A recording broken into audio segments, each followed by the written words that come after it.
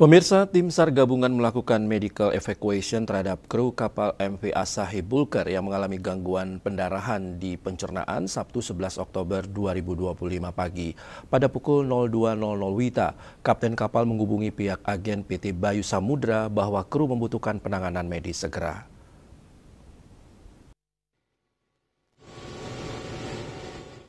Kantor Pencarian dan Pertolongan Denpasar menerima laporan kejadian tersebut pada pukul 07.00 WITA. Diketahui identitasnya atas nama Liu Sahohua, laki-laki 38 tahun, asal RRC. Tim gabungan sebanyak 7 personel bergerak dari Pelabuhan Benua menuju lokasi.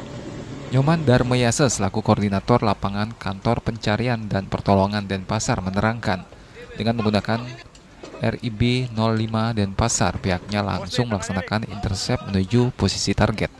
Waktu tempuh hingga tiba di posisi kurang lebih 21 menit dengan kondisi gelombang berkisar 1 hingga 3 meter dan kecepatan arus 0,8 knot mengarah ke barat daya.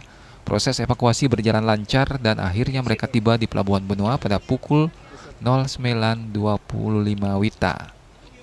Selanjutnya korban ditransfer ke ambulan Klinik Nusa Medika dan dibawa menuju Rumah Sakit Siloam Kuto.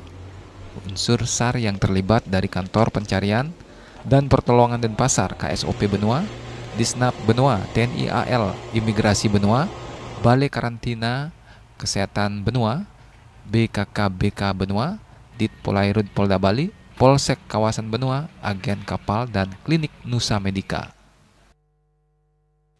Bahwa telah terjadi kecelakaan kapal di mana satu kru mengalami gangguan pendarahan di pencernaan. Terima laporan tersebut, kami tim langsung menuju ke Pelabuhan Benua. Tiba di Pelabuhan Benua, kami langsung melaksanakan briefing dan melaksanakan koordinasi dengan instansi terkait yang ada di Pelabuhan Benua. Setelah itu, dengan menggunakan RIB 05 Denpasar, kami tim SAR gabungan langsung melaksanakan intercept menuju ke posisi target.